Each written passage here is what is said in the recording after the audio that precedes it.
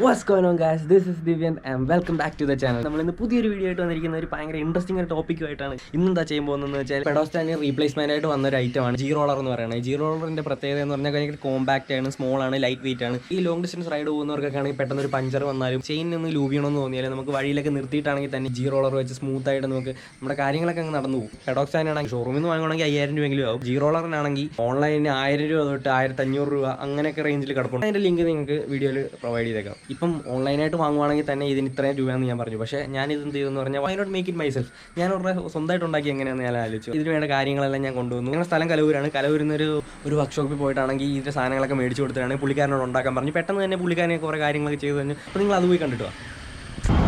അപ്പോൾ ഞാൻ കലൂരാണ് നിൽക്കുന്നത്. നമ്മുടെ കസ്റ്റമേഴ്സിൽ ജി റോളറിൻ്റെ പണി കംപ്ലീറ്റ് ആയിട്ട് കഴിഞ്ഞിട്ടുണ്ട്. അപ്പോൾ നമുക്ക് എങ്ങനെ സാധനം എങ്ങനെ ഞാൻ ജസ്റ്റ് ആശാനൊരു വേഗം ഐഡിയ കൊടുത്തിട്ടുള്ളായിരുന്നു. പക്ഷേ ആശാൻ എങ്ങനെ ചെയ്ത് വെച്ചിരിക്കുന്നത് ഞാനും ഭയങ്കര എക്സൈറ്റഡ് ആണ്. നമുക്ക് പോയി കണ്ടു നോക്കാം. അപ്പോൾ ആ പണി കണ്ടു കഴിഞ്ഞിട്ട് നോക്കാം.